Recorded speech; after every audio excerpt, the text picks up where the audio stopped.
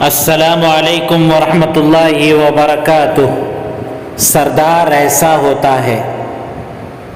ایک مرتبہ محلب بن ابی صفرا کا گزر قبیلہ ہمدان کے ایک محلے سے ہوا۔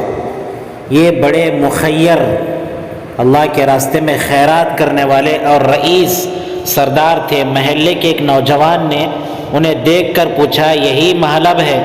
لوگوں نے بتایا ہاں۔ نوجوان بولا، اللہ کی قسم ان کی قیمت تو 500 درہم کے برابر بھی نہیں۔ محلب نابینا تھے، انہوں نے اس نوجوان کی بات سن لی۔ جب رات ہوئی تو محلب اپنے آستین میں 500 درہم رکھے اور اس محلے میں آ کر نوجوان کو تلاش کرنے لگے۔ معلوم ہونے پر وہ نوجوان کے گھر آئے اور کمرہ کھولنے کو کہا۔ نوجوان نے دروازہ کھولا تو محلب اس کے آگے 500 درہم ڈالتے ہوئے گویا ہوئے بولے، محلب کی قیمت پکڑو، اللہ کی قسم اے میرے بھتیجے، اگر تو مجھے 5000 دینار کے مساوی قرار دیتا، 5000 دینار کے برابر قرار دیتا تو میں 5000 دینار بھی تیری خدمت میں لا کر رکھ دیتا۔